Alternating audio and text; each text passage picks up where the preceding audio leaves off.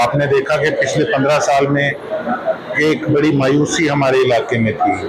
जनता कहती थी कि कोई यहाँ पे वाली वारिस ही नहीं है, कोई सुनने वाला ही नहीं है। उनको महसूस ही नहीं होता कि कोई एमएलए पिछले समय में थे या कोई और पॉलिटिशियंस कोई औहदे पे थे। तो एक लोगों को हौसला भी देने के लिए कि चिंता मत करो, हर एक व्यक्ति की, जो जमीन से जुड़ा हुआ व्यक्ति है, हर एक व्यक्ति की जिसको ये नहीं पता कि एमएलए आखिर होता क्या है, क्या काम कर सकता है, तो हर व्यक्ति की यहाँ पर सुनवाई होती है और मेरी तरफ से पुनर्प्रयास होता है कि हर व्यक्ति का यहाँ पे समाधान हो। तो पिछले दिनों सीएम साहब आए, प्रशासन की तरफ से लीपापोती की गई, सड़क को बना दिया जाता है, चौक लगा दिया। हालांकि हर साल करोड़ों रुपए आते हैं सड़कों की मरम्मत के लिए, लेकिन जब कोई वीआईपी मूवमेंट होती तभी ये काम होता नहीं था। आमतौर पर सड़कें टूटी रहती है, पानी की व्यवस्था नहीं होती। तो मैं सीएम साहब से बात करूं कि कुछ ऐसे नेता हैं जो हर घराने में जाके जिन्होंने मलाई करने का काम किया, वो जरा साथ हैं, वो केवल अपना वोट सीधा करने के लिए, अपने स्वार्थ के लिए, जिन्होंने पूर्व मुख्यमंत्री जो थे, जितने भी विधायक या मंत्री रहते हुए उन्होंने सिरसा की बुक तब्दील की, उन मुख्यमंत्रियों को भी पुराना कभी अवगत नहीं कराया था।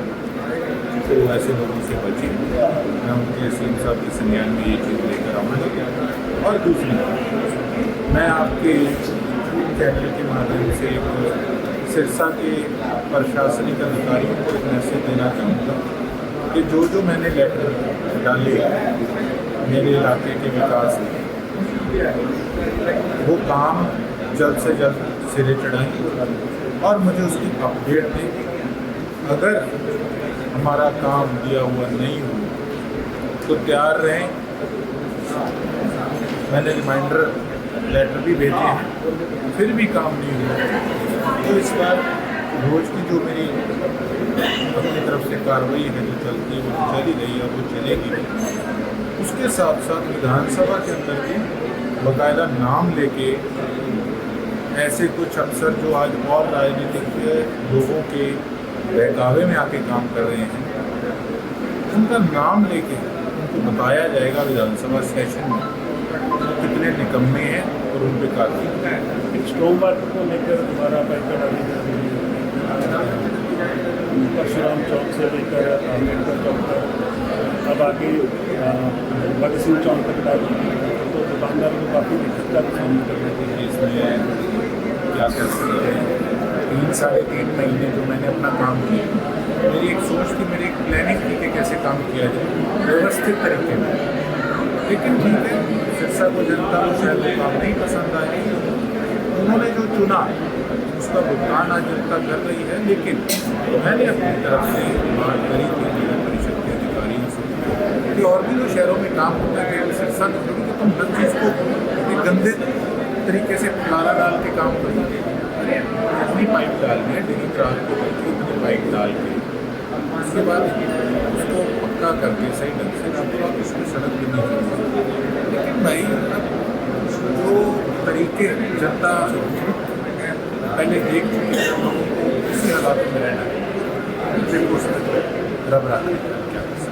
बिल्कुल, संडे को इंसिडेंट हुआ जब मुख्यमंत्री सिरसा आए तो मनीष सिंगला जो बीजेपी के लीडर हैं उनको पुलिस के डीएसपी द्वारा धक्के देकर बाहर निकाला गया, लेकिन उसके देर शाम ही या अगले दिन ही उनसे माफ़ी मंगवाई गई। पूरे इंसिडेंट को लेकर आपका क्या रिएक्शन है?